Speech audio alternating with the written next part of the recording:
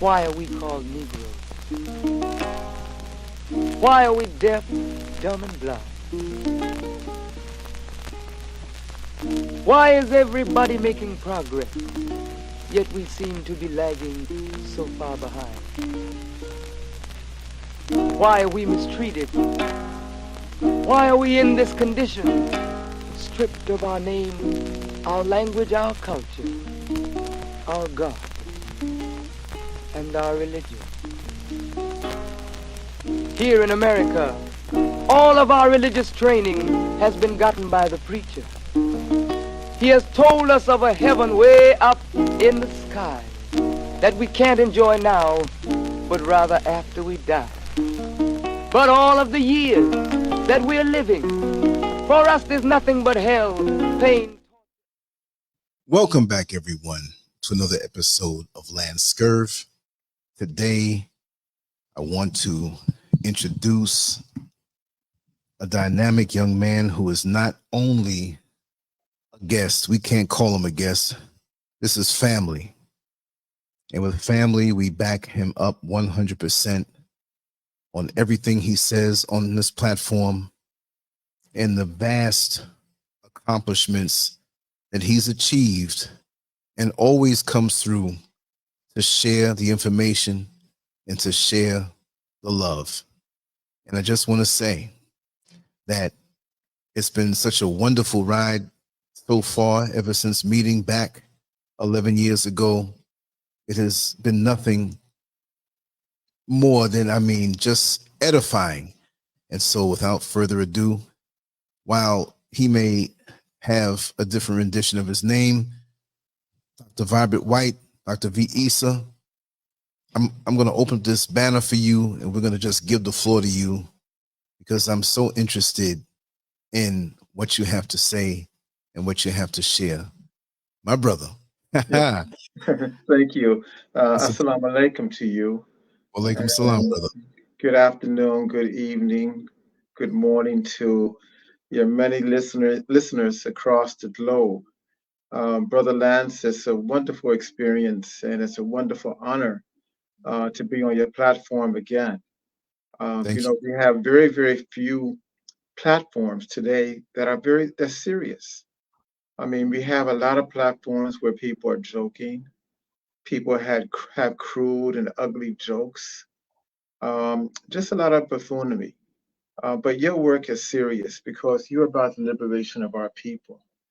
And to show that you are trying to help us and liberate us, you have decided to move from a beautiful home you had in Orlando to build a beautiful mansion that you have now in West Africa, Ghana. Tonight, it's a very, very interesting night and a very interesting day. A couple of days ago, I had the opportunity of a brother and a sister sending me a statement that the Minister Farrakhan of the Nation of Islam was going to give today, this afternoon. And this statement was about a lawsuit. At the time, I didn't know much about what he was talking about and where he was going with this. But this afternoon, about 2 or 3 hours ago, I had the opportunity to listen to Minister Louis Farrakhan of the Nation of Islam. And he brought forth a lawsuit against the Anti-Defamation League, the ADL, Jonathan Greenblatt, Rabbi Abraham Cooper, and several others who are involved or gatekeepers of the social political forum in this country when it comes down to issues of Jews and Israel. He stated that he waited 40 years to bring forth this lawsuit. He stated that he waited for the right time. And when we look at the things that's taking place now, if you want to believe it or not, that if he's a divine chosen person or he's just really brilliant. Whatever way you want to look at it, I think it's remarkable that he has decided to bring this lawsuit along. He argues that one, him, Minister Louis Farrakhan of the Nation of Islam, had been unfairly branded as an anti Semite. He argued that the people who are with him have been branded as an anti Semite, and that there isn't any history of him or his people saying or doing any harm to the Jewish community. He even goes on to state that many of his mentors as a youth were Jews, and he respects their culture and admires many things in their society. But while the minister is talking about himself and the Nation of Islam, he is also talking about other individuals who have been hit with the sting of being an anti Semite. He mentions people such as Nelson Mandela. Remember the great Nelson Mandela, head of the ANC, fighter against apartheid, that Israel and the Jews in the United States labeled him as an anti Semite because he argued during his tenure that Israel supported the apartheid regime. He called them out. And they said that he was an anti Semite. Then also President Carter that he mentions. Jimmy Carter, who is suffering now, he is in hospice care. And he was depicted as an anti Semite as well, because he began to say and argue that why do we have to support Israel in the way that we do? He wanted to see the reason. Why is this so important to the United States? Why he was the president. And they took him to task.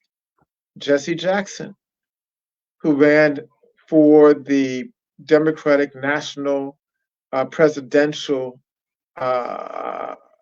campaign in 1984 and 1988, they depicted him as being an anti Semite because of his questioning of Jewish interests and Jewish attitudes in trying to control his campaign. And he called New York, or used the term Jaime Town, not in a derogatory manner, but in the fact that New York has the largest Jewish population of any city outside of Israel. So that's what he meant. But they depicted him as being an anti Semite. The minister also mentions Desmond Tutu, a man that I knew very well, who stayed in my house in Chicago, and a man that I had several conversations with over the years until his death. A man that I know personally is not an anti Semite, and a man who loves all human beings. He is the Archbishop of the Episcopalian Church.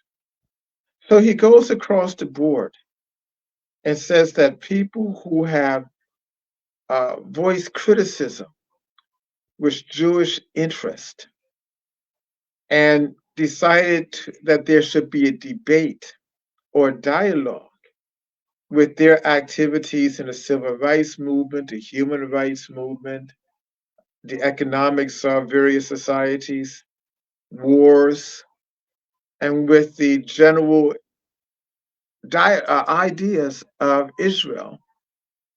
He stated that when people bring these things up, they are looked upon as being a hater of Jews. What the minister did this afternoon was revolutionary. He did something that many of us have thought about, we talked about, we argued in our own little corners, in the back rooms, in the basements of our homes and churches and synagogues and masjids, but who dared not say what he said today. We talk about it, but most of us would did not have the guts nor the strength to say it, because the Jewish community as a group, not individually, but as a group, they have been able to use their influence to get rid of people who questioned them. For example, Lamont Hill, a brilliant young professor out of Philadelphia, who was a mainstay on CNN for about a year. Brilliant analysis. But when he went to the UN and made the comment from the river to the sea, his contract was canceled immediately from CNN. I remember writing him and telling him that I was proud of him and to hold his toughness, hold his foundation. But before he could even read the letter, he went and apologized, and he was fired anyway. And we see this same trend throughout academia. That's the area that I work in, but also throughout the political system, throughout the business world, throughout the entertainment industry. So the minister, what he did was revolutionary. He said that in his mind, now I'm paraphrasing, that it's time for him to take the fight to them. The time is now. And the time is absolutely now, because right now we're living in a period whereby censorship of anything that is critical of the Jewish community is highlighted and enhanced. And it's almost to the point now that we're living in a military state, a state that depicts a bureaucracy that says you have to follow a certain narrative, and if you don't, you will be silenced. Now, what's interesting is that this silencing that the minister picked up has always been the case with African Americans, where African Americans had to tote the line. And anyone who got out of line, especially in reference to this Jewish, um, Israeli, African American, African debate, if they got out of line, they were silenced. I'll give you a case in point that just came across the tube a couple of days ago. You have Hakeem Jeffries, who is a congressperson. I believe he is out of New Jersey. Now, he's very conservative to me, and I think he is an apologist for other communities. I mean, I got on him not long ago because he led a delegation of members of the Black Congressional Black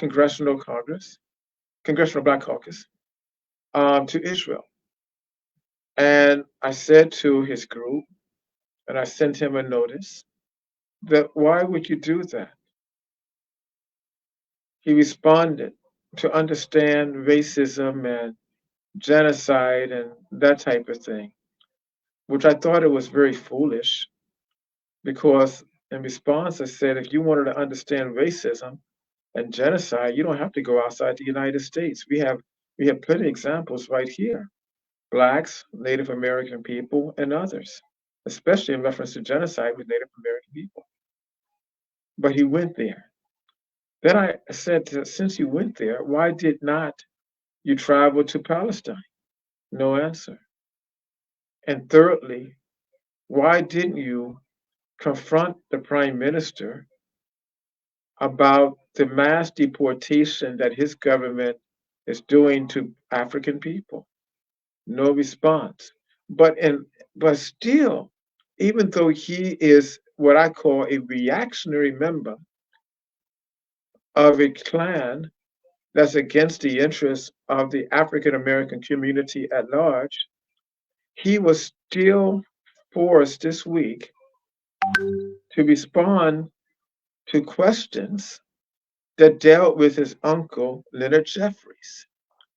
Now, some of you may remember Leonard Jeffries from the 1980s and 1990s.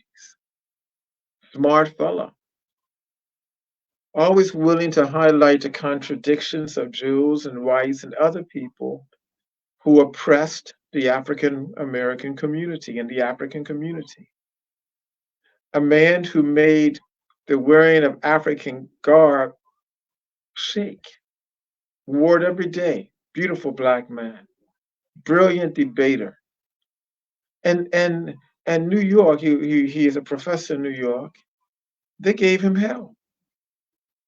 And he was a friend to Minister Farrakhan. Well, this week, Hakeem Jeffries was put on a ruler. A ruler, I said, that really says that let's see where you stand.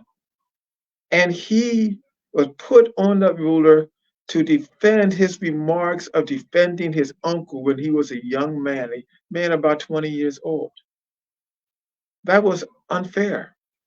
That was unright. Now, when I saw this, to me, it was nothing more than a test to bring forth the litmus test, the test to bring forth a litmus test that he and other African Americans are going to be asked today and tomorrow and the next week of where they stand and their views on Minister Farrakhan. That's what it was. And it's very, very interesting with that. But it also, he's bringing forth Minister Farrakhan again, issues whereby we should ask and we should take it to the court. And why is this? He maintained that him, along with African Americans and along with other people, white and even some Jews who questioned their own people in their own state, and whites, that when they question, they have been attacked and their First Amendment rights have been taken from them or negated. Now, what are the First Amendment rights? Now, some people say, oh, I know what the First Amendment rights are. I remember giving a talk at the University, Florida A&M University Law School, fine law school.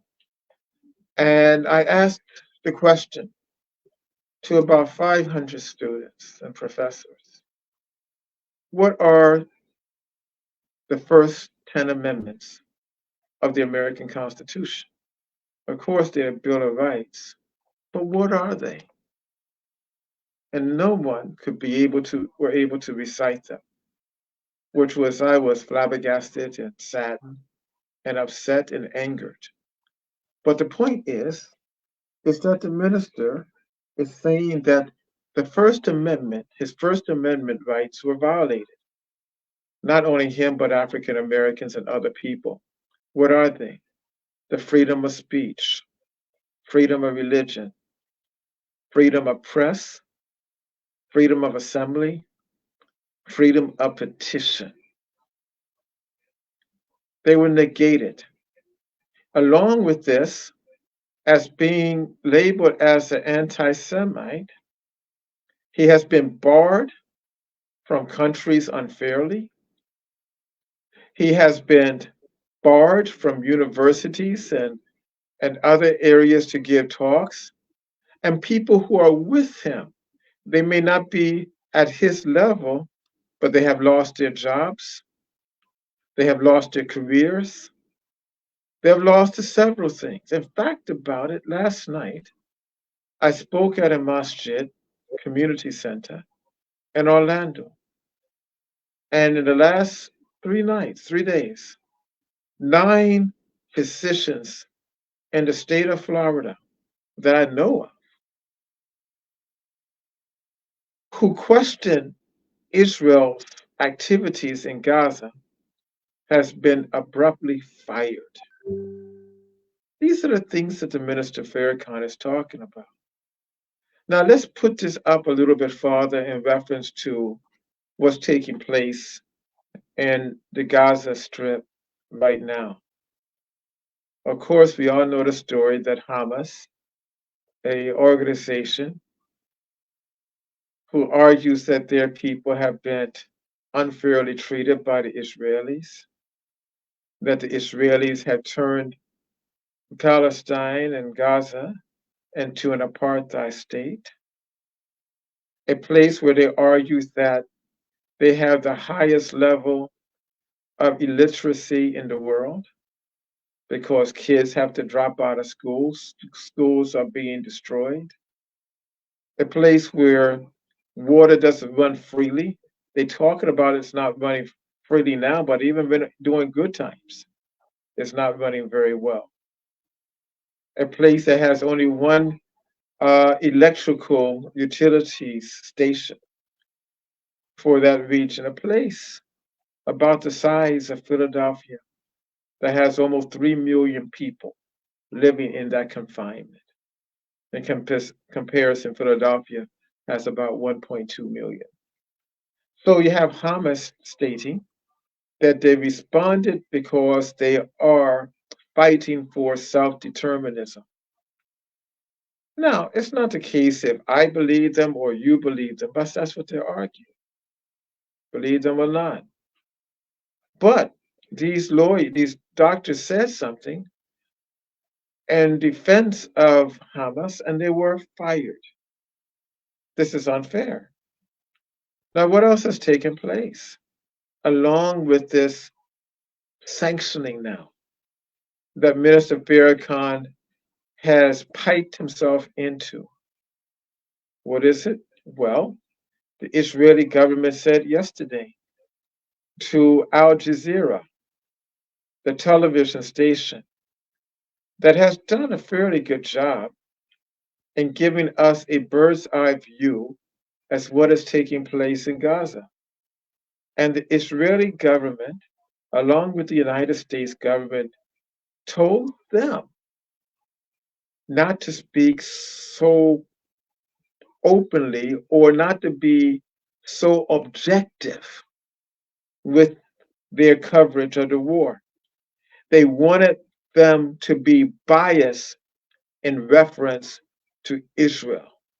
That is, Israel is doing what is right and what is good. Because both governments stated that when you're objective, you're basically allowing people to draw their own decisions. And we don't want that to happen. We want to create the narrative. So we see that taking place. Let's come on to what has taken place in my state, Florida, which is the fourth most populated state in the country. A very important state, a state where the governor just recently bragged about how he sent ships of weapons to Israel and that he is encouraging American Israelis to go there to fight. And he then, on top of that, he began to sanction activities at universities. That is, university students or organizations that dare to support Palestine's position or to give a perspective of Hamas. One, those students and universities should be dismissed. Secondly, they should be outlawed by the university to function as a group, a student group. And thirdly, if the universities do not do what DeSantis want them to do, they will work to have that university or college lose funding. That's sanctioning. That's something that's despicable. You know, I mean, when we see this, we can't help but bring up the Bolsheviks of Russia in the 19th century, going into the 20th century. We can't help to bring up the clerk and apartheid ship in South Africa that used those types of sanctionings. We can't help to bring up the dictatorship that of of the Cuban regime before Castro. It was a dictatorship, even though they called it a president. See, were views that was contrary to the president of Cuba. Those people were put in jail, like Castro. He was put in jail and ultimately deported and sent to Mexico. Then he came back. So that's a terrible thing. So we have that taking place. Now, that's also taking place that the minister is dovetailing to is that the United States Congress and Senate. We have a new Congress leader in the House. He's the new House Speaker. His first rule, his first resolution in office, not even in office a good hour, was a resolution that stated we will always stand with Israel. Give Israel a carte blanche with no question. And here's something for you, my friends and brothers and sisters, no matter where you are, it's that the entire Congress, except for 8, voted to go along with them. The ones who voted to go along with them, some of them were Muslims, many of them were black, several of them were women. A host of them said they were part of the woke or revolutionary progressive force that's taking place. But in reality, all of them, except for a few,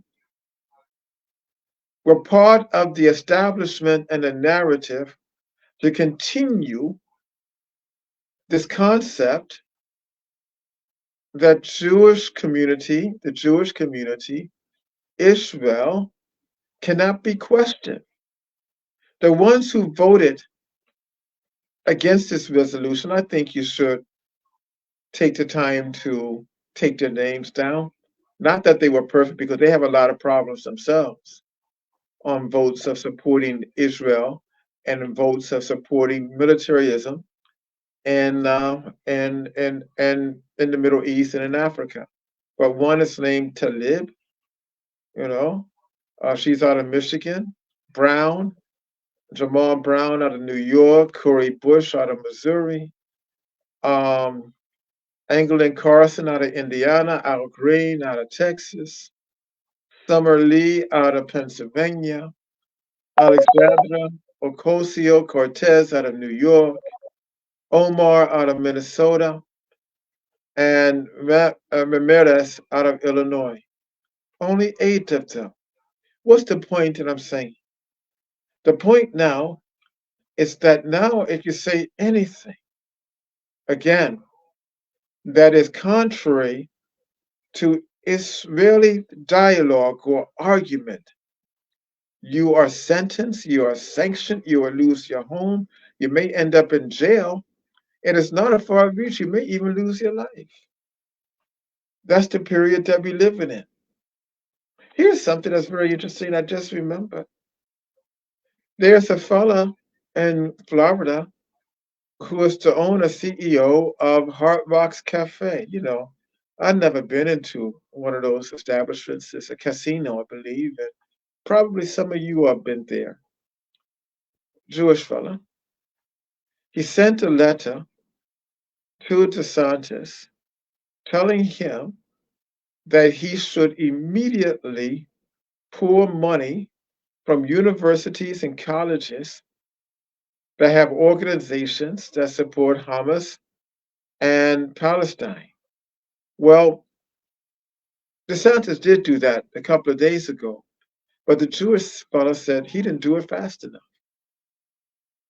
So he pulled his endorsement. When I heard and I read about this, it wasn't so much about him pulling his endorsements and that type of thing.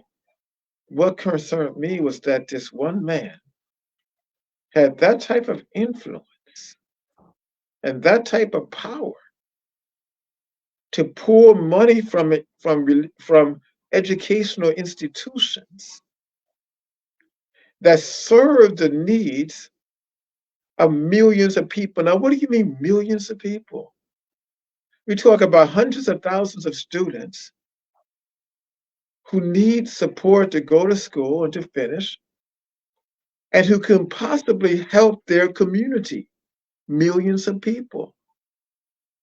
And he was only concerned about his interest, but he had that type of power. And I could not think of one African American, one African, one Latino, one Greek, one Italian, you know, one Anglo American that had that type of influence. Perhaps there are some, but I couldn't think of them. Not with all the money that African American millionaires, and we have some billionaires, have. And no matter what all the degrees that I have a PhD, and there are hundreds of thousands who have PhDs as well, with all our money and education, I don't know of anyone within our group who had that type of influence or power. That's something to think about. So we're living in this state now, whereby it's a gag order on anything that is critical of that particular community or critical of Israel. And Minister Farrakhan is bringing it on the table. He is saying, I'm bringing it here for you to see. And I'm going to be the thorn in your side. And that lawsuit is going to be seen throughout the world as to where America really is in reference to justice, in reference to upholding its own constitution, and in reference to upholding this concept of cultural pluralism. Where does America stand? We know where it stands, but now it's going to be on Front Street in a legal setting. Now, the response may be this. They may dismiss it, the lawsuit, as having no credibility. That's what the JDL and the ADL are saying now. They say, oh, he's an anti-Semite, he's a bad guy, he called Islam a gutter religion, Judaism a gutter religion, and so forth. They may say that. Or they may say, let's take it to trial, let's hear your case, and still dismiss it or rule against it. Or they may say, the argument is strong, and Minister Farrakhan, the Nation of Islam, they have a legitimate beef, and we rule on their behalf. Whatever way the court decides to go, it's going to be a revolutionary precedent in the United States on race relationship and the issue of Israel and the Jewish American community. Can you question that community? Or you have to be quiet. There was a debate not long ago between Cornel West and Alan Dershowitz, the brilliant law professor from Harvard, Jewish fellow. And we know Cornell. He's one of our leading intellectuals. And he basically told Cornell, you don't have the right to question Jews. You don't have the right to question anything about Israel in reference to human rights. He stated that we have a carte blanche to do whatever we want to do with the Palestinians. One of the people who supported Allen made a statement in a tweet that for every Palestinian, for every Jew who was killed, the Jewish state has the right to take 136 Palestinian lives. That's interesting, because when you say that, you're really saying that your life is more valuable than anybody else's life. And you basically, as well as saying that they're subhumans, they don't come up to your standards. This is no more than scientific racism that was put out by a person by the name of Arthur Gobineau in the 19th century, who listed a ranking system for the races of the world. Very interesting with that. And again, the United States supported it. So even the great Cornell, as long as he is speaking a dialogue that is based on liberalism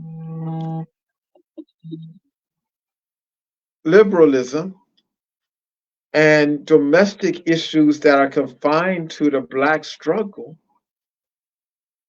it's okay. But don't talk about the other stuff. In fact, I don't know if any of you remember, I'm talking about historically remember, when Martin Luther King began to question issues of the Vietnam War, again, many rabbis and many Christian ministers and many Black advocates still told him to shut up and said he had no right to question things outside the United States. Stick with what you know. Stick with what we allow you to talk about, and that's civil rights. So we have a lot of things that's going on that topic, and it's terrible, but it's a revolutionary move. He listed. You could go to his website, nationofislam.org, and go into the section that deals with the suit, and you can see the evidence that the minister brings forth. Hundreds of pages, 800 pages almost, of documents that you can look and read for yourself. And I think it's interesting that he listed it on a format that all of us can read, which really says that he has nothing to hide. And let's go to it. You know, what else is taking place is that the killing of Palestinians is unprecedented.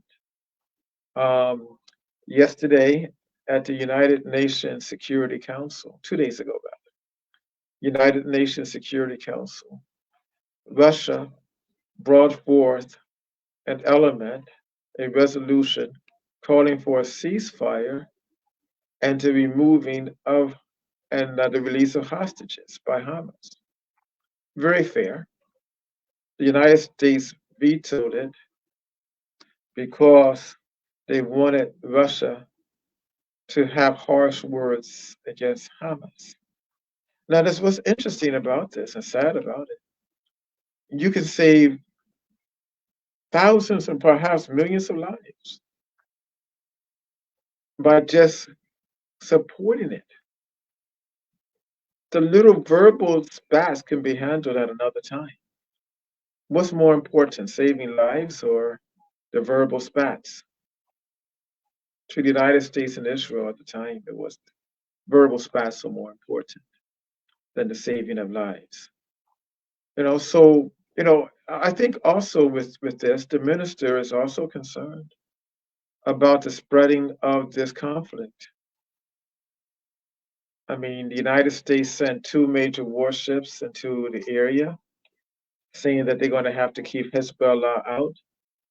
China responded with 6 ships to watch the American ships.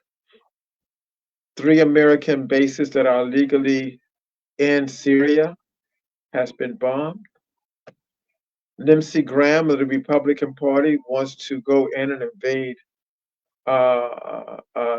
Iran. America right now is in discussions about a draft because we're 400,000. We're 400,000 men in need because they're thinking about a 2-front war. We are are gearing up our nuclear arms. Russia is gearing up their nuclear arms. All of this is going to be very interesting where it stands. Now, some people, I was called earlier today after this announcement of the minister, and they kept on saying to me, well, it's a religious war. No, it's not. And I'm telling you, don't fall for this thing that it's a religious war. It's a political war. It's a war about self-determinism. Why do you say this, Dr. V. Issa White? Why do you say this as, I say this as a historian, and I say this as an observer.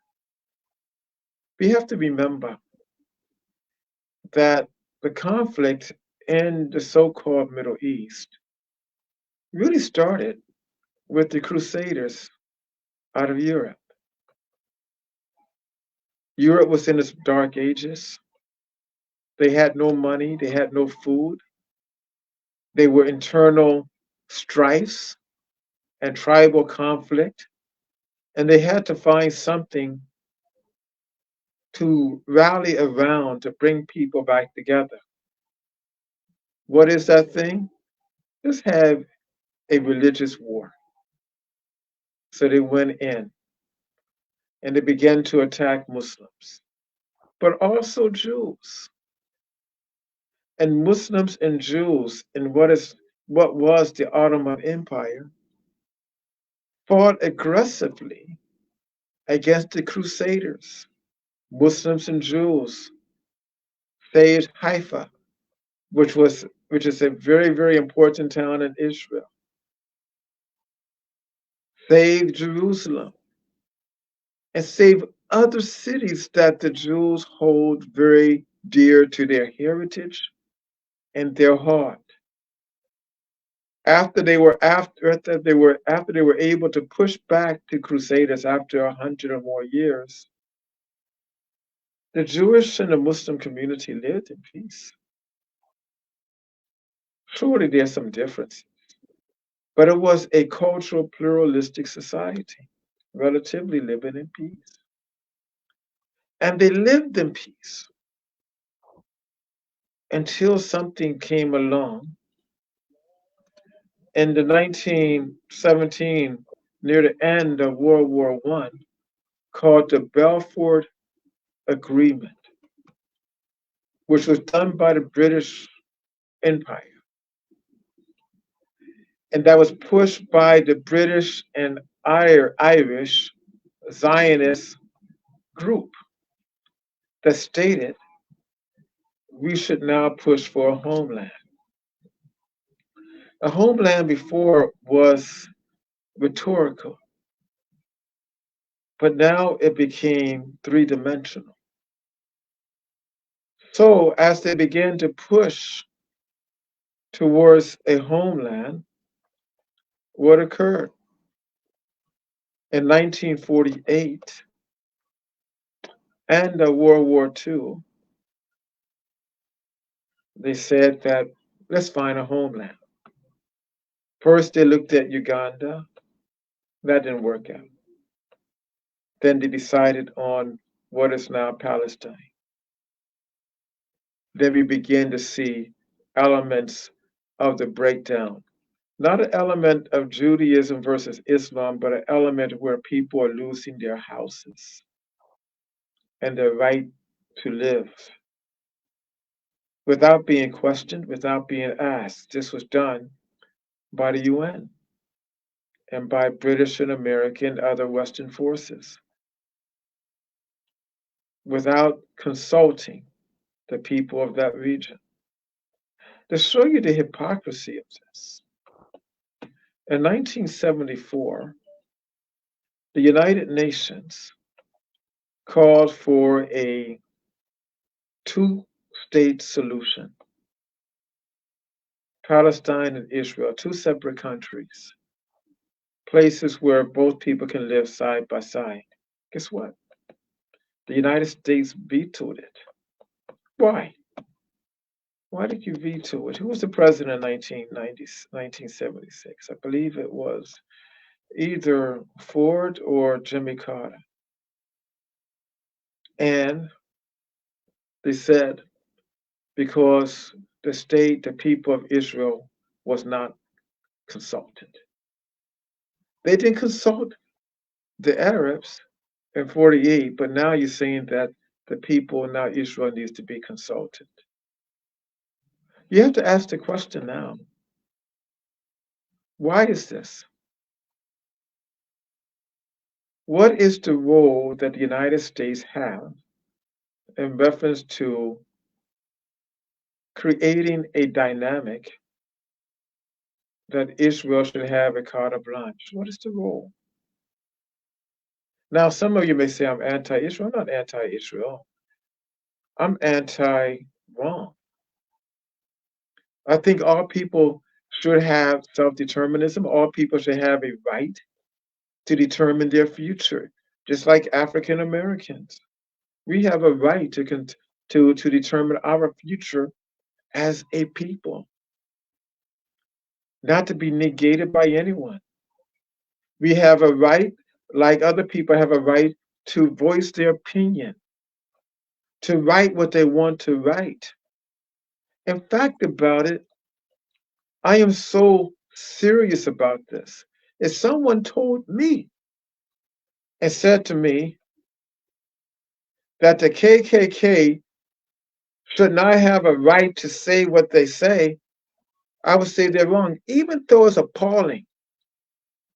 Even though that is wrong, they have that right. In fact, about it, Brother Lance, I'm probably the only guest you ever have on your show who actually had a conversation with David, head of the KKK, many years ago. Of course, he said things I did not like. But you got to talk. You have to be willing to have a dialogue. Because even Jesus, that we call Isa, asked the question, let's sit down and have a dialogue. Let us reason so we can make some sense out of all this conflict. And in the Quran, it puts it this way. God made us in tribes and in nations so that we can understand each other. We can talk about our differences and come together as a humanity to work in the interests of humanity for the interests of the global society. But we have lost all of that. I mean, going back to the Israel thing, do you realize? I mean, on television, I'm hearing people refer to Palestinians as animals. As animals. There's something. When you begin to refer to people as animals, as beasts, what have you done to them? We as Black people, no matter if we're in Ghana, where you are, South Africa, Namibia, Senegal, Tanzania, Kenya, Mali, Haiti, Jamaica, Cuba, Brazil, Argentina, Mexico, Panama, no matter United States, wherever you are. If you're a Black person,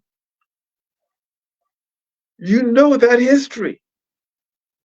And when they begin to turn us into subhumans, they justify their treatment against the people. Native Americans, the Puritans, early Americans, they said that we can treat the Native Americans and fight against them and kill them. Why? Because they were heathens. Heathens meant that they did not believe like us, thus their culture was inferior, i.e., they are subhumans. We can treat them anyway. Remember, in the Chicago Exposition of Chicago's World Fair in 1898, I believe. No, a little bit later, 1898. Check me on that, someone. They put Africans in zoos on exhibitions, as they did people from the Philippines and Native Americans in zoos. Don't forget about the brother they had in a New York Zoo, Brooklyn Zoo, for many years in the 1920s. This is very dangerous. And that's why Israel should be checked on this. Nothing about they don't have a right to exist. Of course, they have a right to exist. But they don't have the right to take the humanity out of other people. Hamas doesn't have that right either. No one has that right. And when you get a people who act like that, whereby they take the humanity out, you are telling another group of people that their lives are not valued, and you have set them up for extermination. And give you a case in point about this. You know, everybody talks about the Holocaust of the 20th century in Germany. Terrible thing that the Germans did, no doubt. But there was another Holocaust too that most of you all don't even think about. It was in Namibia, where the Germans massacred over 20 million African people. You don't talk about that, nor do you bring it up, because we've been conditioned not to. The only Holocaust that we should bring up and talk about and cry about is the European Holocaust. It's a terrible thing, of course. But there are other Holocausts and problems throughout the world. How about Leopard in the Belgium, Congo, cutting off hands, all right, and killing people for fun and cutting off their heads and stacking them up, and it's two skulls. That was done. No one talks about that either. And you, the brothers and sisters who are listening to me in Africa, that's your responsibility to bring those things up, because what I found is that while we talk about the conditioning of people in the Western Hemisphere, what I found is that many of you all are conditioned equally. Don't know the history of your own people. I remember I was in Dar es Salaam, and we was having a religious center, a religious program. And somebody asked me, why aren't you crying for this particular Quranic figure? And I said, before you cry for anyone, you have to begin to cry for your own. They asked, what do you mean? And as I broke down the history of what has taken place to people of African descent and African people throughout the world, they began to cry. But we've been conditioned to do this.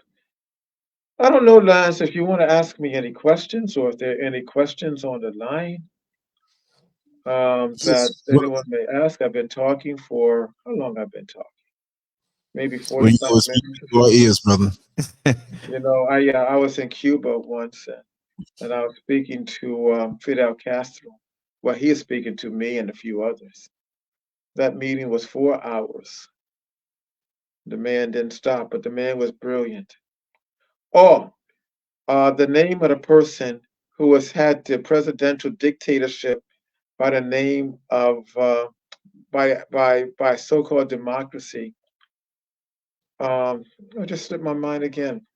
In Cuba, what's the name of the president before Castro in Cuba? Batista. Mm-hmm. That the United States supported. You see, like that. You know, it's also interesting is that while a number of Americans have gone over to fight for Israel and to fight for Ukraine, they're not allowing African Americans and they're not allowing Palestinians to go to fight for the Palestinians. They're not. And this brings up the same type of thing that took place when Ethiopia had a war against Italy. Remember, Ethiopia is the only country in Africa that was not subdued through colonialism. And we had a guy by the name of Mussolini, Mussolini, and he wanted to bring back the greatness of the Roman Empire. He wanted to gather all the land together, bring the empire back. Well, the Italians invaded Ethiopia. And Ethiopia beat the heck out of them. But Italian Americans were encouraged and allowed to go to fight for Italy, but African Americans were not allowed to go and fight for Ethiopia. These are little bits of history that you should know. To let you know that we have a lot of things to deal with and a lot of contradictions in our society and how we're going to function in the society. But one thing is certain, what the minister has done with this suit is going to determine that what type of state we have in the United States, reference to the Jewish community, the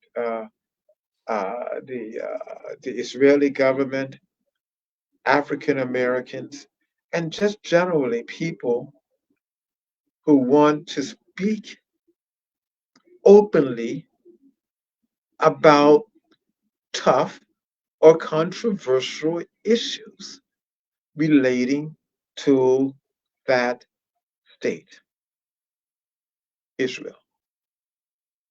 It's going to determine either we're going to have an open society to debate or we're going to have a closed society that is mandated by law whereby we will be restricted. We will have a gag order like the black judge has placed on Donald Trump. But, but Donald Trump, he said, I don't give a damn. He's going to talk anyway. You know, that's another issue. So what do we have, Lance? Yes, so put the link inside the chat room. Anybody want to? I can't hear you. We're having a lot of static. On the background? I don't know. I wish I could see some of the comments or concerns that we have with this. You know, as this suit continues, I would like to be able every so often to come on to give you a blow by blow as to what's taking place, because I am sure the media is not going to want you to know what is taking place. I'm sure about that. Because see, what's the next line of thought? If you have a complaint like this and it goes through the American court system, the federal court system, what's the next logical move? The next logical move is ultimately to take the United States to the World Court on issues of human rights violations against African American people and people of African descent, and for crimes against humanity. That's the next logical step. And also, what's going to be so interesting again with this is to see what our so-called leaders, religious leaders, political leaders, business leaders, civic leaders, what are they going to say on this issue?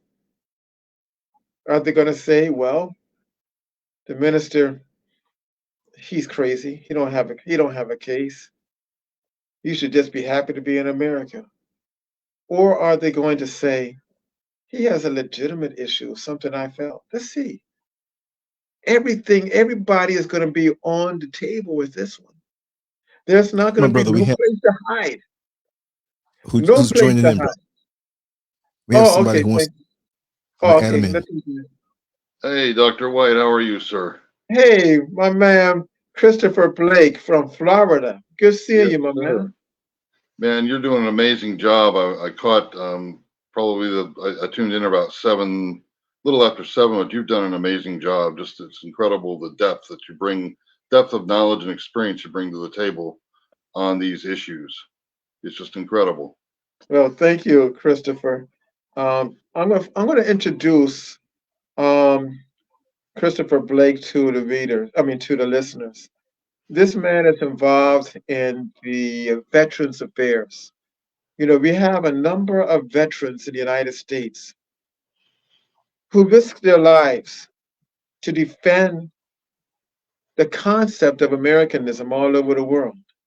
Hmm. Many of them came home in body bags, and others came home body intact, but minds messed up. Some of them came home with parts of their bodies lost. The point Right. is that we have a large homeless population of veterans. We have a large group of veterans who need medical and psychological care. And Chris are finding these men in the streets and women. Hmm. And all the money that we're paying to continue wars, we're paying pennies to take care of these people. And this man, Christopher Blake, he has been on the scene for a number of years, walking the streets, literally walking the streets, finding people, trying to help them, utilizing his resources. And he has paid the price for speaking truth and doing well. Well, So thank you, Dr. White. at some stage, um, you got to get on the show with Lance and talk about what you have done because brothers and sisters, wherever you may be, we have a lot of freedom fighters out there Hmm. in America, and we're in different areas. Some, like Christopher Blake, is dealing with the veterans. Some are dealing with Black women and white women who are going through suicides. Others are dealing with the opioid issue. We got a lot of issues here, and that really tells you, Christopher, that we're in a fractured state. Absolutely. This thing gotta be important for me, because right now I'm supposed to be looking at the Ngona, uh, um, what's his name? Fury fight. Tyson Fury fight. Yeah, well, I let me don't tell know. you, over. Huh? It's over.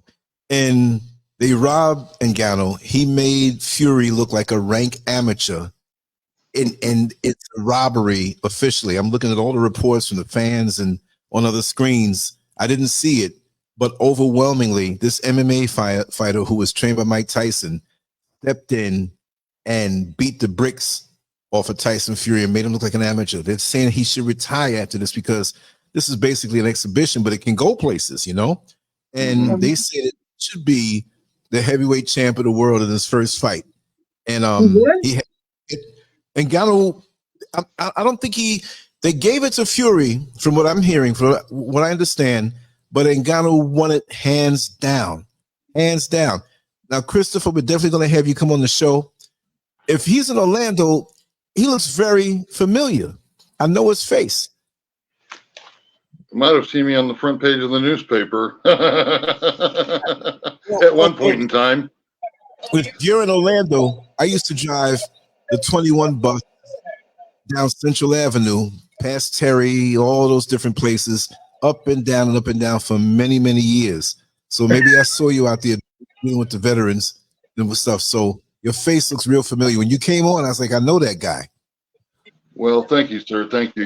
And I'd be honored if we could maybe make a connection on Tuesday. I'm going to be visiting with a veteran, a Paralympic veteran,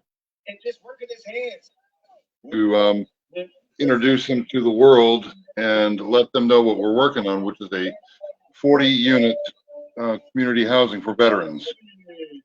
Let's do it. Like keep your phone charged up, and we can do it just like this through your phone, and we can bring it in live, and you could be like a reporter and just tell it, and we can go on as long as you want because I'm free on Tuesday. Oh, So, wow, that is amazing because, you know, yeah, he owns 10 acres of land. He owned a lot more than that, but he, you know, sold it down so it's down to 10 acres, but he's already built a model home for veterans, a tiny home for disabled veterans. He's a disabled veteran himself from Vietnam. So his heart is into it, and we are, you know, I'm going to be visiting with him on Tuesday, and I think it'd be an amazing opportunity to introduce Johnny Alexander to the world. I'm looking forward to that. I'm looking forward to that because I have a special place in my heart for veterans and how many have been done so dirty. I know even before I moved from New York City to Orlando, Florida, I already knew that, but I saw it so much in the streets, going all through Central and Terry by the homeless coalition, downtown and all through those streets, Paramore, and even just all over Orlando. I know it well. I know those streets well, and I have worked in corrections there for several years before I started driving the bus. So I knew some who happened to get locked up, and I sat down with many as they told me their stories. And, you know, I have other connections that are very close to me where you give your life to the country, but you go to the VA for some kind of treatment, and they give you the runaround. They stall you. They act like or treat you a certain way. And it should be, and I said this on the show, and I'm not just saying this to echo what you're saying. We have all this money to have these wars out here. We have all this money for so much, but for those who served, there should be free housing. There should be free health care. You shouldn't have to worry about anything. You should at least have a basic bit of money that you know that you have lots of wiggle room with. The place that you live in that they build, it can be, doesn't have to be huge, right? It could be just enough and enough to have some dignity. And there should be a weight room there, workout room there, supermarket where you can go and get any food you want for free, so you don't dig into your money. Understand? So no, I've spoken about that. Me myself, because of the corporate interests of America and how they do everyone dirty, I never believed in going, but I don't knock those who did. You see what I mean? So it's a double-edged sword. So I'm not knocking you for going, but the thing is that for those who did go and they get done dirty, when you come back, you should be treated right. That's only fair. Absolutely. And, you know, I think Dr. White brought up a very historical fact, or an actual fact, that of today, the homelessness in Orlando and in Orange County and all across America could be wiped out for how much did you say, Dr. White? $25 billion. We're spending hundreds of billions of dollars fighting wars in foreign countries to you know, support their borders. We're not doing anything about our southern border, and yet we could do away with homelessness and do away with food hunger for probably a fraction of what we're spending overseas to fight these foreign wars. Exactly. It's just unbelievable. We have so much land in America in the warm belts, right? Well, it's something productive on a dignity level. Let the veterans get what they earned by putting their life up.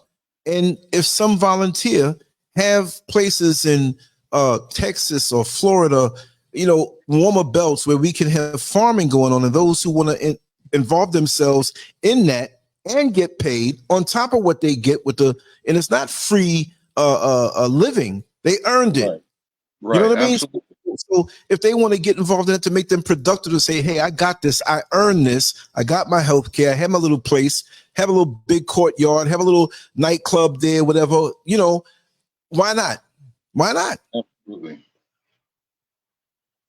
So there's a lot of things I want to talk with you about. We'll get all our information back. You know, Vibrant will get everything. We'll talk direct. All my contact information is here. I'm like a fireman. Just jump up at the last minute and do a show. So it's written in stone. Whatever time is good for you. We don't have to say a time right. You know? Yeah, we'll definitely nail that down and let you know. Yeah. As soon as we know what time we'll be ready to make the appearance.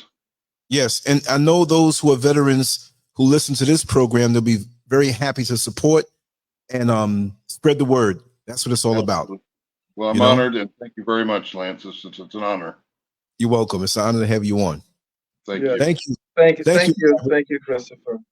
I Yeah, mean, you're we Wow. welcome. have some great people out there, Lance, that's doing some remarkable work like you. And right now is the time to bring all this together. That's why we call my campaign, our campaign, the Everyday People campaign. Because we're bringing people together, we're bringing activists together, people who really want to do something good, not just about America, but do something good that will benefit the world. Let me tell you something, Lance and the listeners. Um, the establishment now, guess what they've been saying? You know, there's some board saying that, hey, you know what, Dr. White and his campaign doing so well, he must be supported by Donald Trump. I kind of laughed about this. I mean, if he did support me and give me some money, that would be great. Because basically we're taking nickels and dimes from people who don't have much, but they're giving their little to us, and we're using it to the best of our ability because they are worried.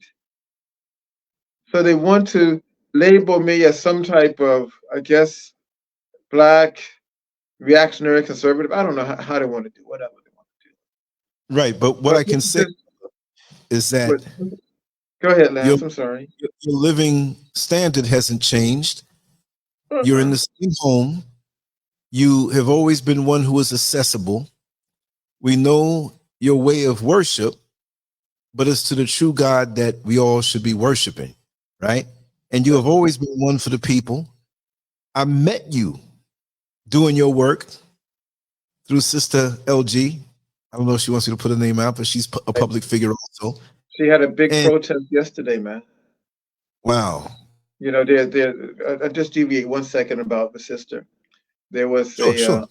there's a young lady that was found hung from a tree in somebody's yard In Orlando? in Orlando, and this was a couple of months ago. And the police is trying to whitewash it or put it under the rug. They don't want to do an investigation. The media has said very little about it. But you know our sister.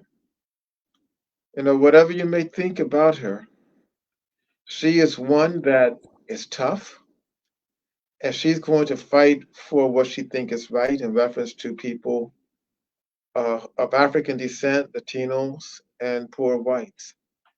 So she called a press conference, and I sent you information about that. And she called a protest. She had a march, and I think what she did is good, you know. And Beautiful. yeah, we got a lot of. We have another sister who is, she's running for office, and her name is Cynthia Harris.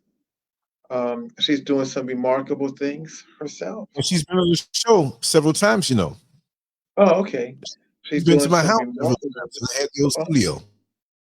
she's I know doing her some well. remarkable things. Last week, you should know that I was instrumental in stopping a liquor store from being opened in one of our communities, Pine Hills, not far from where your house, where your house used to be. It Wow. was on Hiawassee and what is that name? Back Big Street, way down by the hill. Silver Star. Hiawassee and Silver Star? no, not Silver Silver Star, Star the Road. other one. No, not the other way. Going the other way. You're on Hiawassee. You're not going towards the interstate, but you're going away from it. And there's a big Walmart. You know the area, Crosses Hiawassee higher up, but it turns into a different name street. right? If it's But coming down, anyway, then maybe Colonial, no, no, it's not Colonial. Washington. It's a two-name street. It has two names. I can't remember, but nonetheless, I Mhm. did the research, and did you know that in every community in Central Florida that is black, that is Puerto Rican, I'm gonna say Puerto Rican, Yes. and poor white, but black and Puerto Rican especially, there are no less than 30 liquor stores. No less than 30 liquor stores. and all of them are owned by 4 people. All right? They deliberately put that madness into poor neighborhoods. And what does liquor stores do? One, they create elements of juvenile delinquency, domestic issues generate, high unemployment, car crashes,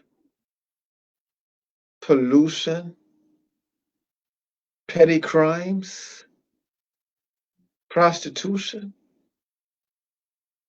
and then they generate no money in the community.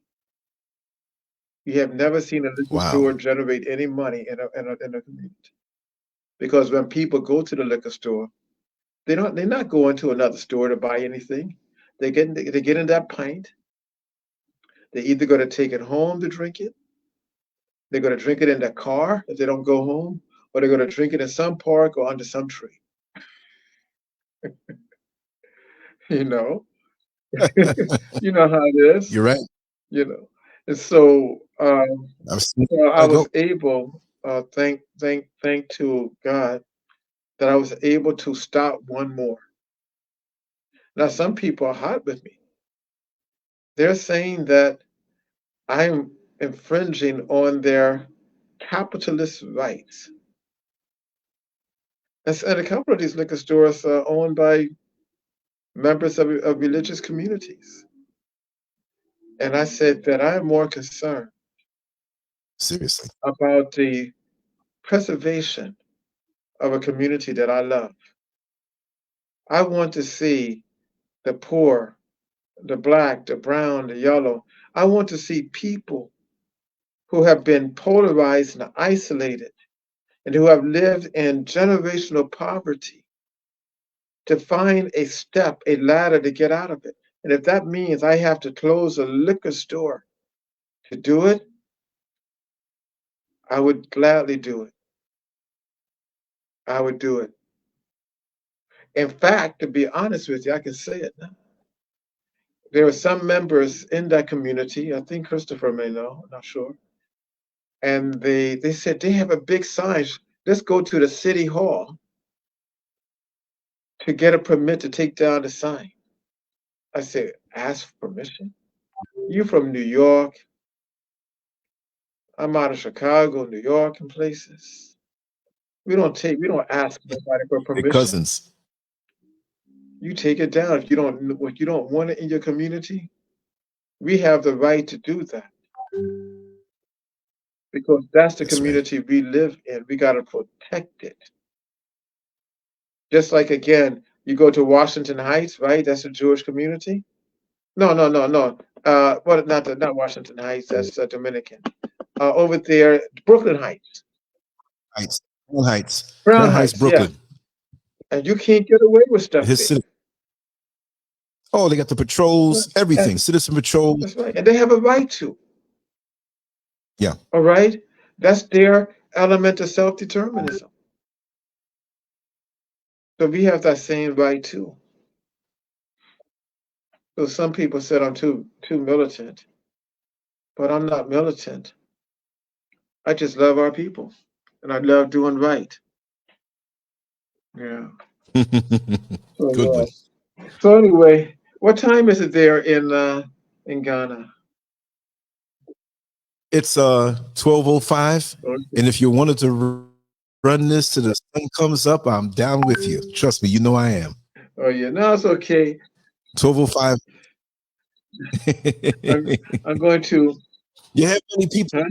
loving this, Doctor. There's so many people who are here loving this, and you gotta, even if it's 15 minutes, I know you have a very busy schedule in your campaign, and even if you weren't campaigning, you're doing the Oh work. yeah. You know, You see, the I mean, campaign. This campaign is so interesting because, I'm running as an independent, and both political parties are corrupt, and I'm trying to teach people of African descent. I'm trying to teach all people. Don't get yourself so tied to a party ideology, because when you do that, you will be misused. You will be mistreated. You'll be taken advantage of because you would be unable to think out of that ideology. We need to focus on interest. So therefore, if there is a person who is a Republican, Democrat, Libertarian, a member of the Forward Party, whatever, a member of a Communist Party, if they're doing something that is in our good for our interest, we negotiate with them and back them, not the party. You see? And what has happened, especially with the African American community, they got us so locked in. It's almost as if somebody put some type of canister over our heads with wires to program us to think one party, one party, one party, that we can't get out of it.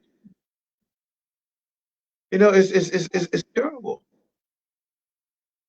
You know, you get into conversation, well, those Democrats, those Republicans, it's not about party. It's about our interests and who we are as a people and what type of society we want to have. Most people now in the United States, 72% of the American people have said to hell with parties. I mean, look at the parties now, right? With the war. Both parties are war hawks. Both parties want money for the Yes. war. Both parties are not doing anything for the homeless and the hungry. Both parties are more in line of keeping a fake argument among themselves as if they're so different. You know what it's like? It's like two siblings in a house, and they have arguments among themselves in the house. But when they go outside, they're brothers and sisters on issues. They don't fight on the outside. And on real issues, they don't fight against each other. And if you try to get between them, they will beat you up. That's how the Republican and the Democratic parties are. They're brothers. They have differences that are minute. But when it comes down to the basic element, economics, they both are supporting a $33 trillion debt. They both say they want to get out of it, but they don't really. They both say they believe in free speech, but they don't, because they want to crack down on whatever you say that is not in line with how they think. They both say that we live in a cultural pluralistic society, which means that you could be anything and still be an American, but no, that's not true either. You either act like us or you isolated. You know, they both say they believe in democracy, but they support countries not based on democracy, but it's based on their economic interest. They overturn democracy, both parties. So if we keep thinking that, oh wow, let's vote for this Republican, let's vote for this Democrat, we're gonna be bamboozled again. In fact about it, we need to be developing a people's party of underclass folk, you know, whereby we have those so-called poor whites that some black people like to make fun of living in trailer parks. And we have those blacks who live in the urban communities that some whites like to make fun of. We need to bring those folks together and then find out that they all have the same enemy. And there's an element that says, the enemy of my enemy is my friend. You begin to find out that there is an interest and there are more things that are common. There's a guy that sung this song. I think it was north of Newark, north of Norfolk. You heard that? It's a country song. Are you familiar with it? Yeah, I couldn't sing it back to you, but I heard it. I can't sing it back either, but what I remember is great because it's really talking about the plight of the American people, how the everyday folk, how the real people feel, and how they're being taken advantage of by the powers that be. Here's something that's interesting. When the last time you heard about Cornel West? Any news about him? Nothing really. It's No. remarkable, right? I wasn't sure if I was the only one who picked up on this.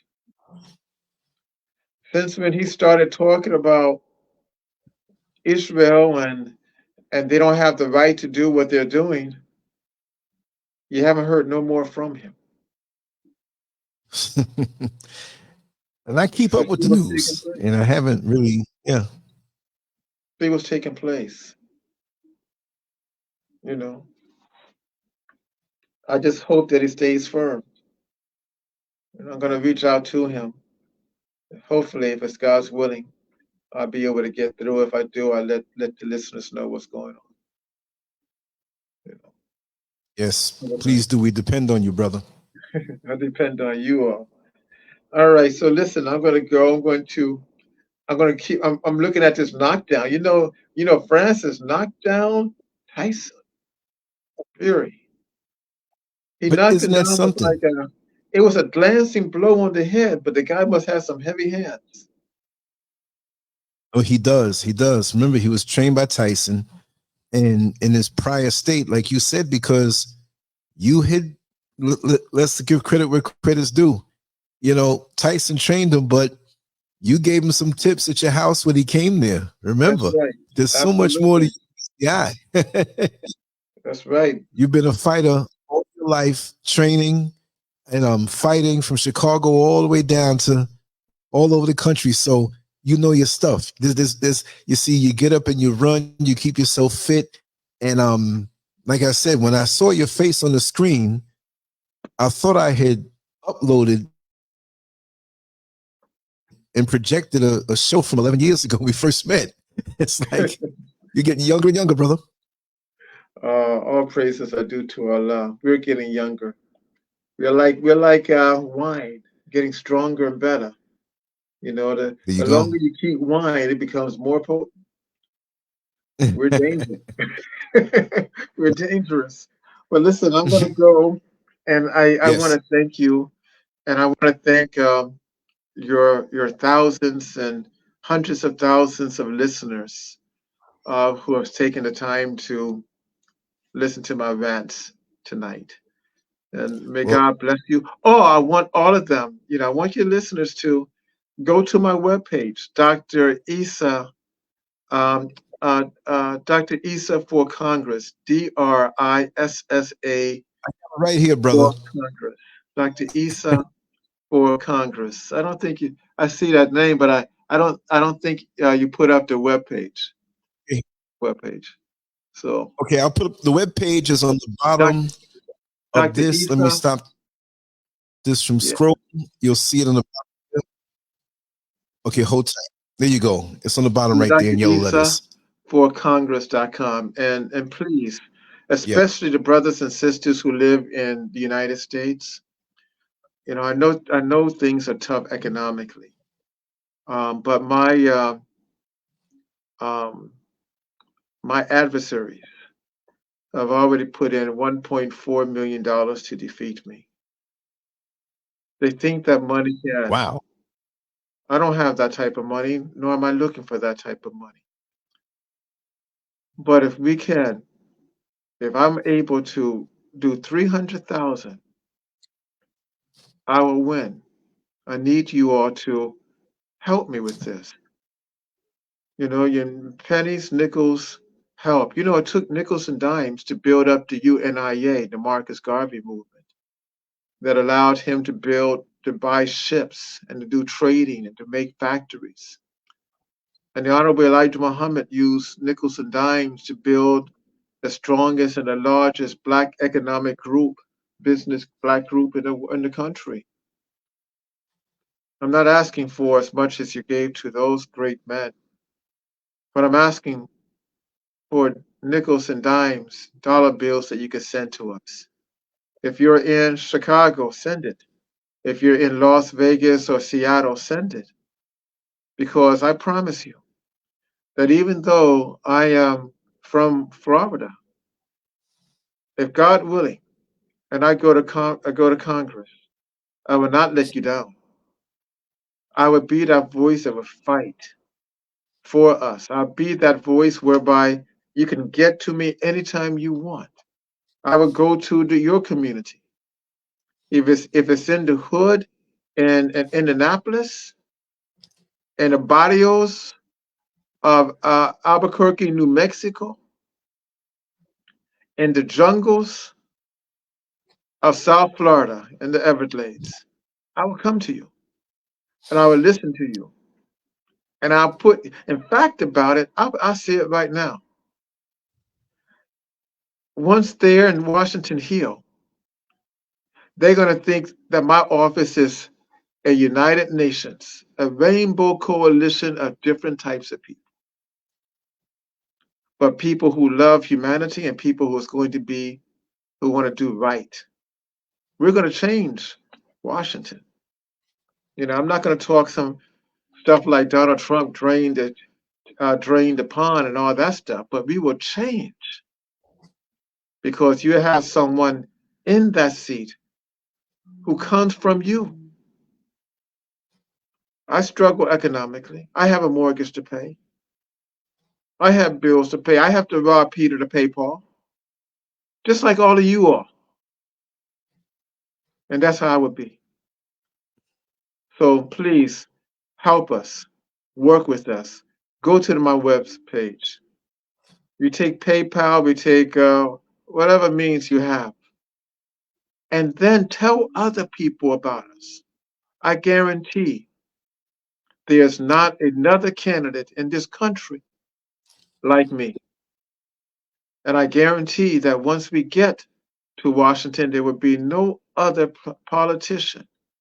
And I hate to use that term, but there would not be a freedom fighter. I would be the only freedom fighter there. That's for you.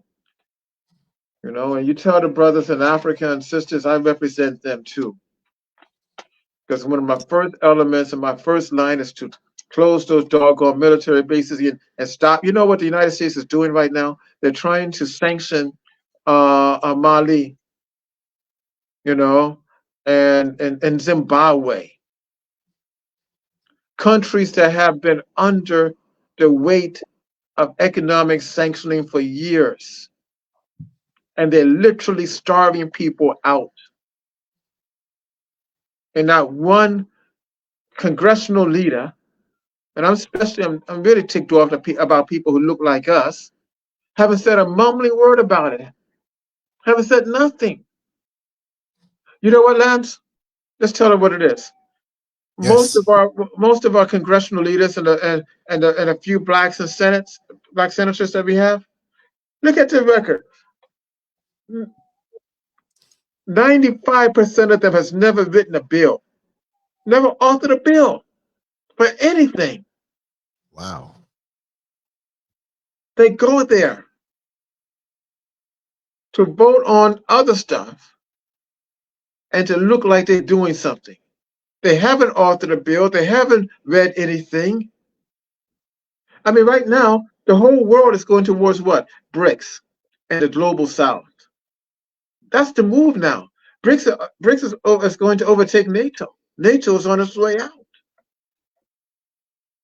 You know BRICS, Brazil, Russia, India, China, and South Africa. It's that coalition. Now they have about 15 or 20 other countries that has joined them. They control 45 to 50% of the world's population and over 78% of the mineral wealth of resources on the globe. We got to deal with that. not in no hostile manner. That means that we have to understand and work with them and negotiate with them and become part of the global family. This American hegemony of being controlled and we're going to send your military. That's out. I'm going to tell you, I'm going to show you how it's out. All those Leopard tanks that the United States sent to Ukraine and all that other madness, destroyed. You said, send it.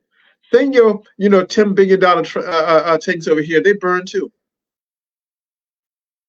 And over 600,000 Ukrainian soldiers have been killed. The F-16s can't get off the ground. So the airstrips are destroyed. The point that I'm saying is that other countries are not afraid of the American military like they used to be.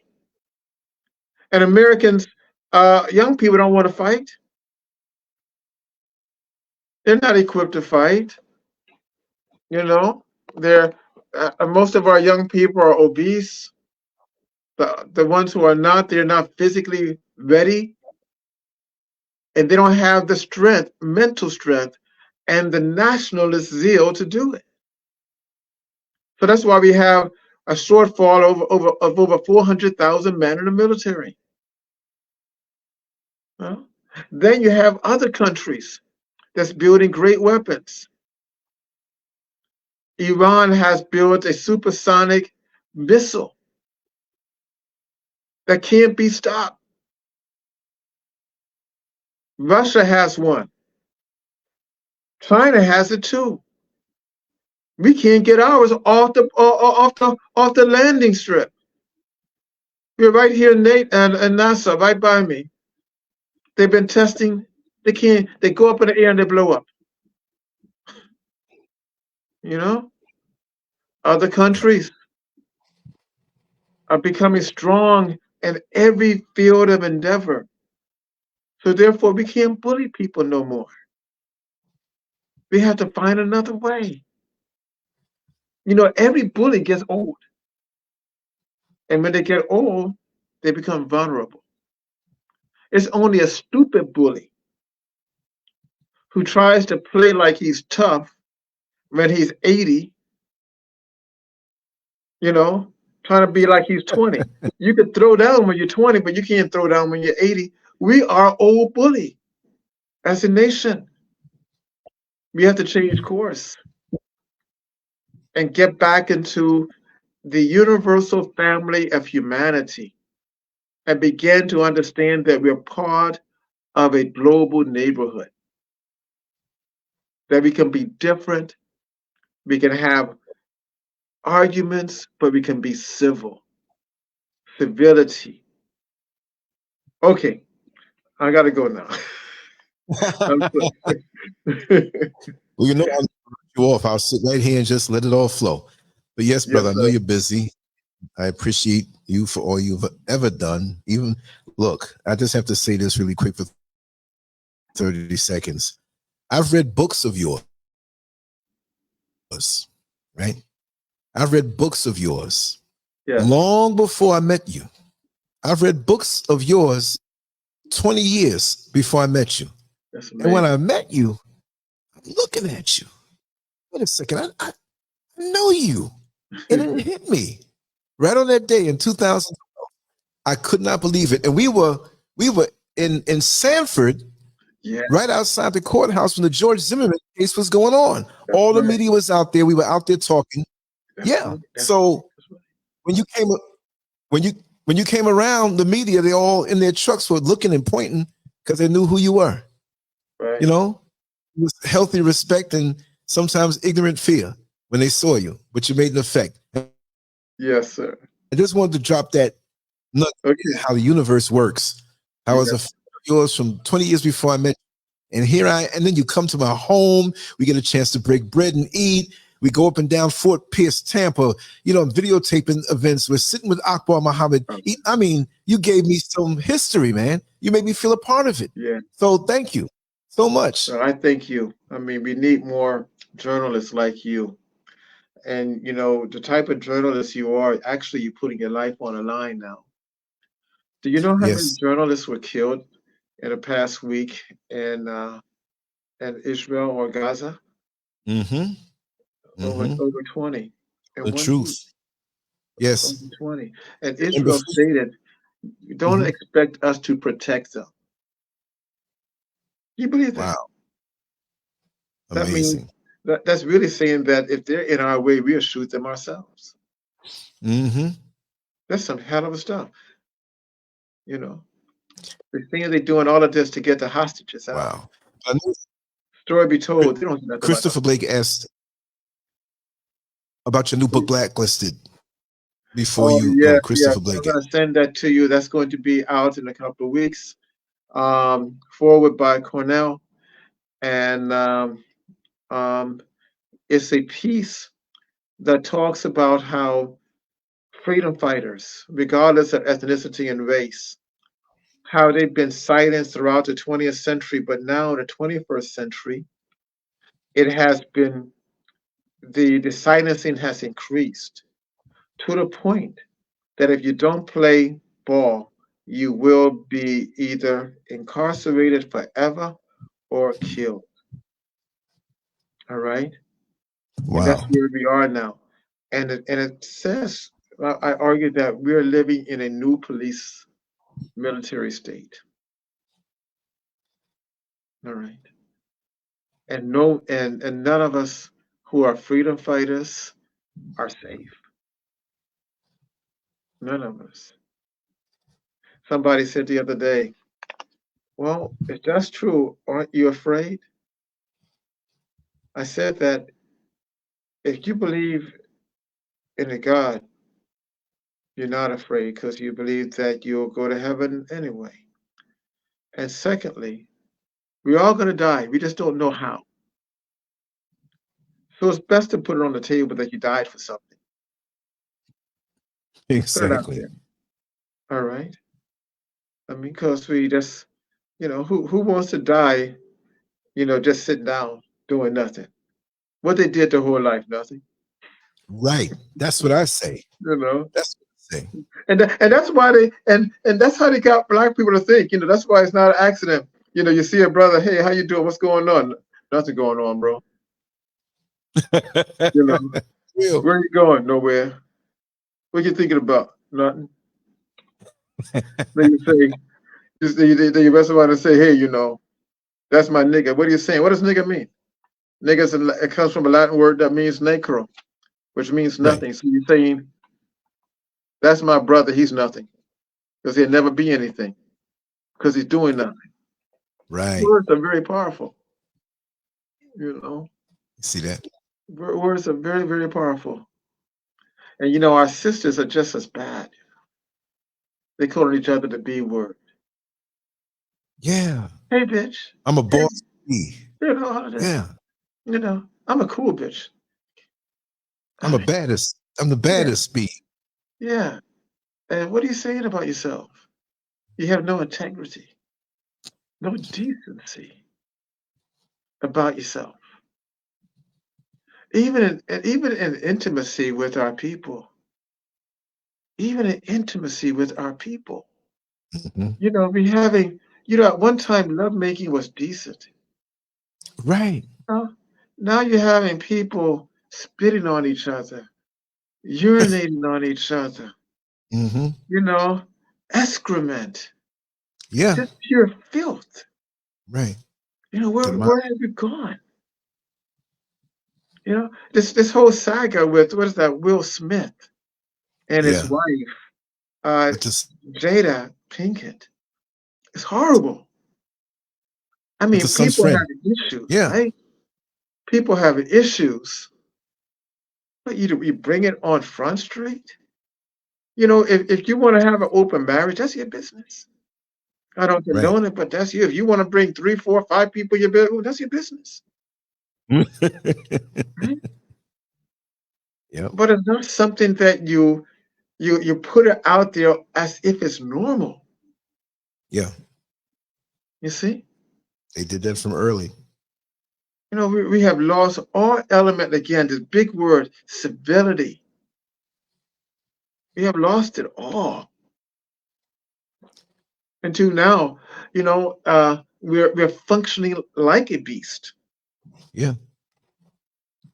thinking like But a beast. could you believe how fast this drop into the never ending abyss of decadence has happened? I tell people, like, I was born in 63, but my parents taught me so much that I was aware of what was going on more so in the late 60s. Even though I was 5 and 6 years old, coming into the 70s, I remember everything, man. And I remember the vibe of the world. And I say, listen, we had heroin, we had war, we had high gas prices and unemployment, but it didn't affect us because we had unity more so. Even the drug dealer and the heroin user would tip their hat when they saw the grandmother coming home from church. Even if she stopped by the numbers joint before she came home, they helped her with the bags home. There was a certain level you did not go down below. Look at it now.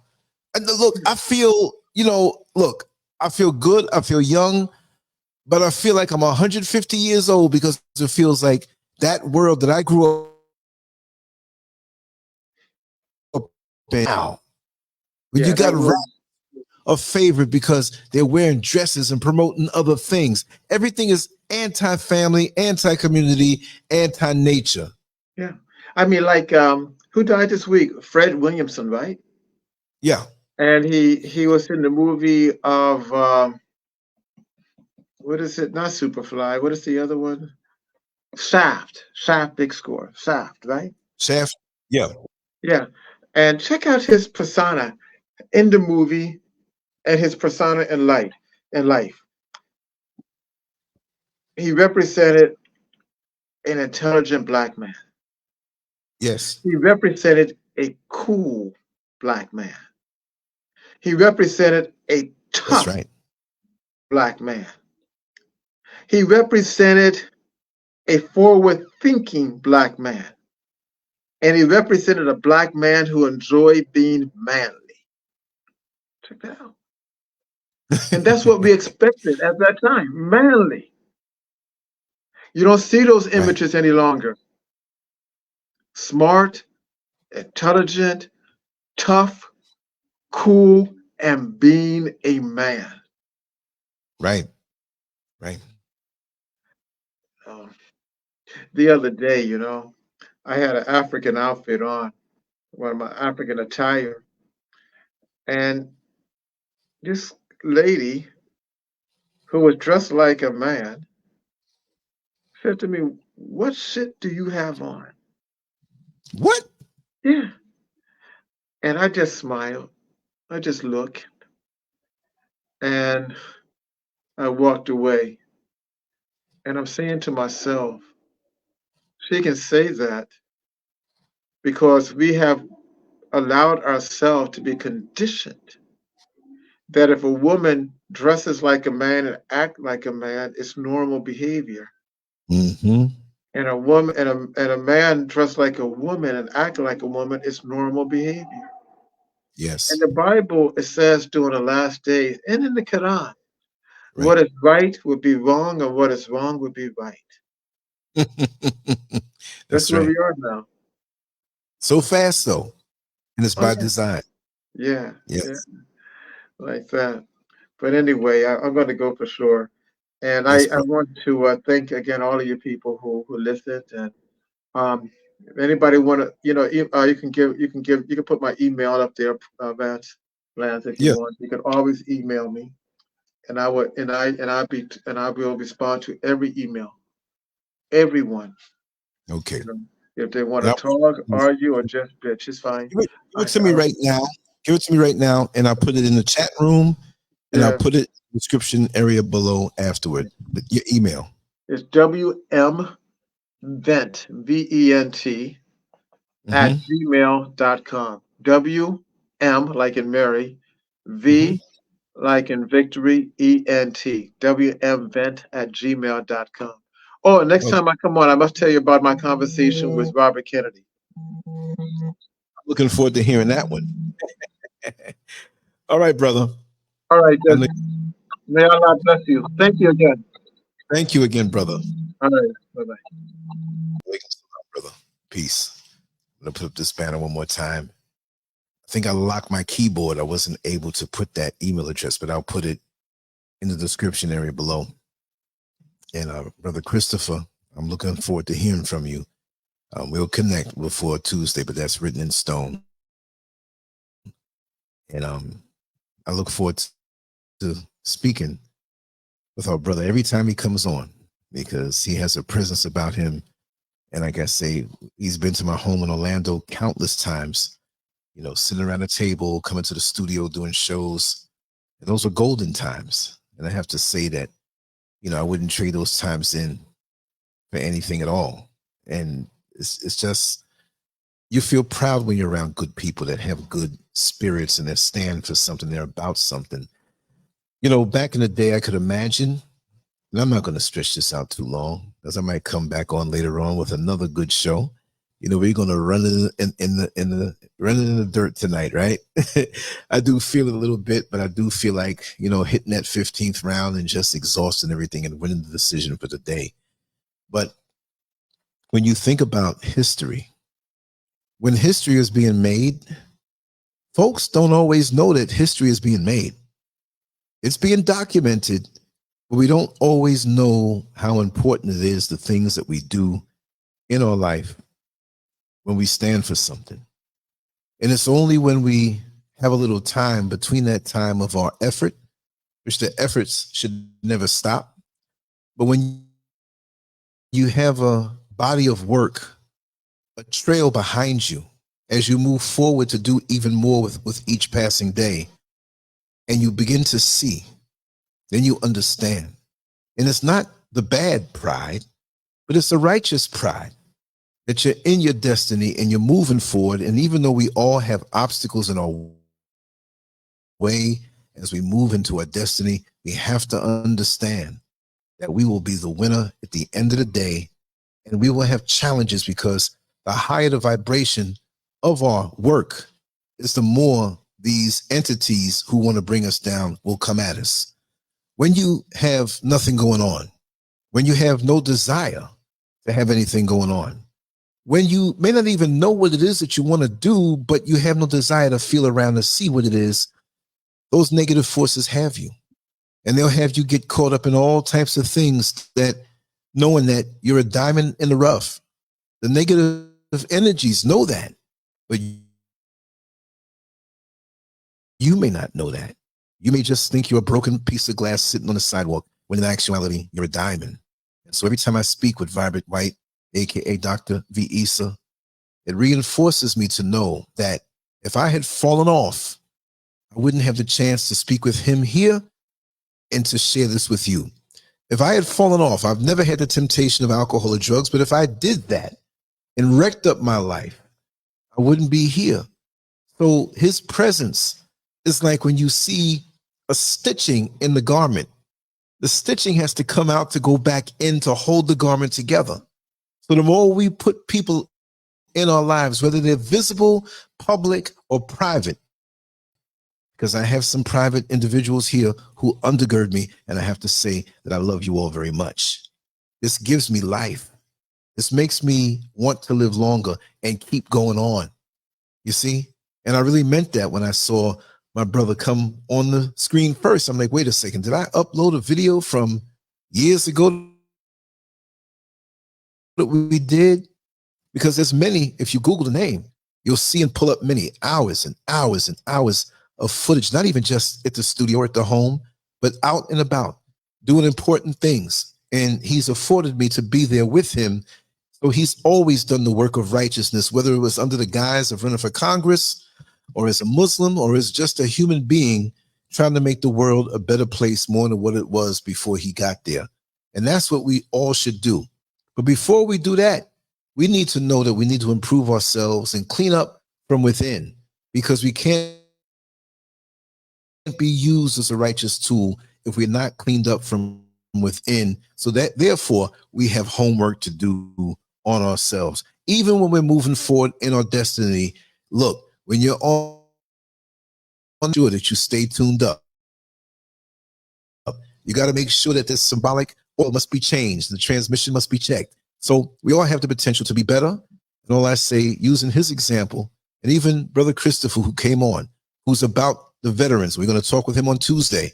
Let's just make sure we make ourselves better, because the better we make ourselves, the more we're able to serve. Like a garden tool that gets dull, it can't serve its purpose unless it gets sharpened. So let's keep ourselves sharpened so we can do a better job time and time again. And it's just a pleasure. I hate to go. I'm trying to line something up very entertaining right now that maybe we can come on in another hour. I will break night to bring another show tonight. If I can make it happen, I can't promise, but I'm going to bring someone on and we're going to have a very, very interesting conversation. Other than that, I just want to say good night for now, but keep your eye open. And if you fall asleep, keep one eyelid open on those notifications that they come in. Check the channel if you can. I'm going to try my best to come back, and just know that I love you all. And thanks for coming tonight, and share it. That's all I can say. Much love.